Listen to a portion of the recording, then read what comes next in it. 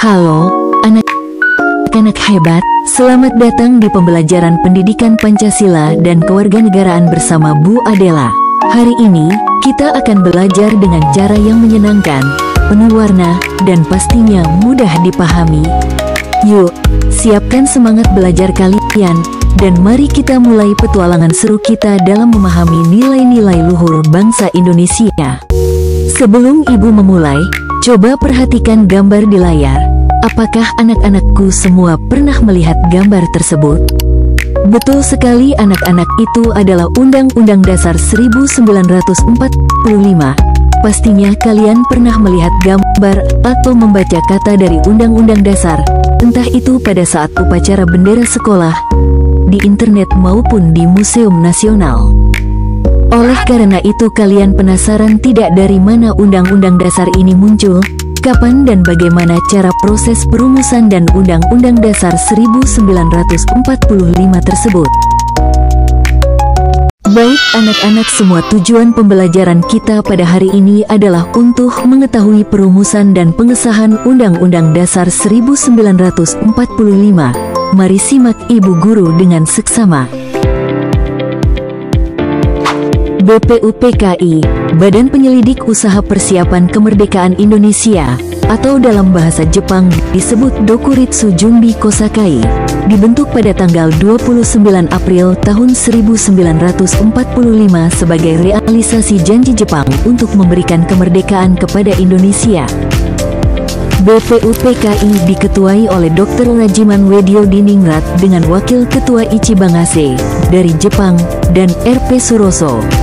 Badan ini beranggotakan 62 orang yang terdiri dari tokoh-tokoh Indonesia dari berbagai latar belakang dan daerah. Tugas utama BPUPKI adalah mempelajari dan menyelidiki hal-hal penting terkait persiapan kemerdekaan Indonesia, termasuk perumusan dasar negara. Sidang pertama BPUPKI difokuskan pada pembahasan mengenai dasar negara Indonesia. Ada 3 tokoh utama yang menyampaikan pidato penting tentang dasar negara dalam sidang ini. Yang pertama ada Muhammad Yamin, menyampaikan 5 asas dasar negara: peri kebangsaan, peri kemanusiaan, peri ketuhanan, peri kerakyatan, dan kesejahteraan rakyat. Kedua ada Supomo, memaparkan teori-teori negara seperti teori negara individualistik, kolektivistik, dan integralistik. Dan ketiga ada Soekarno, menyampaikan 5 prinsip dasar negara yang kemudian dikenal sebagai Pancasila, Kebangsaan Indonesia. Sidang kedua BPUPKI pada tanggal 10 sampai 17. Sidang kedua BPUPKI dilaksanakan untuk melanjutkan pembahasan mengenai pembentukan konstitusi dan sistem pemerintahan Indonesia yang merdeka. Pada sidang ini, beberapa hal penting berhasil disepakati dan dirumuskan. Salah satu hasil penting dari sidang kedua adalah pembentukan Panitia 9. Panitia ini bertugas merumuskan Piagam Jakarta yang nantinya menjadi dasar pembukaan Undang-Undang Dasar 1945.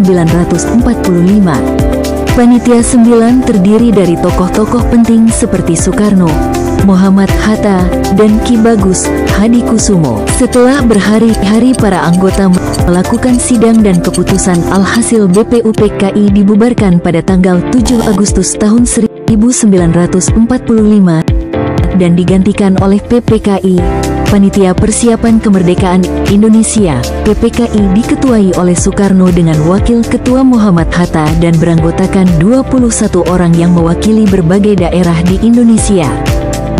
Pada tanggal 14 Agustus tahun 1945, Jepang menyerah kepada Sekutu, menciptakan kekosongan kekuasaan di Indonesia.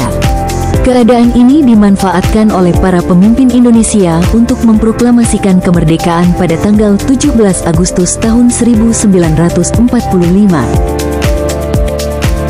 Sehari setelah proklamasi kemerdekaan, PPKI mengadakan sidang pada tanggal 18 Agustus tahun 1945.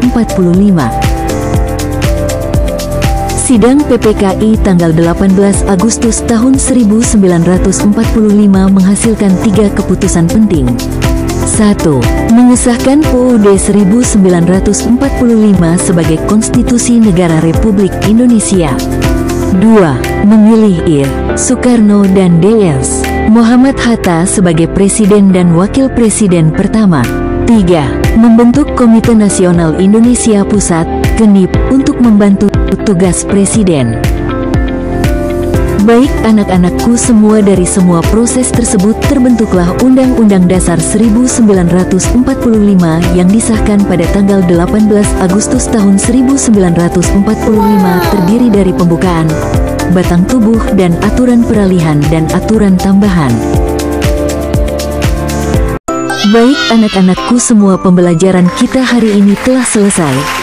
Terima kasih telah memperhatikan penjelasan Ibu dengan seksama. Semoga anak-anak semua mendapatkan ilmu yang berharga. Sekian, selamat pagi semuanya.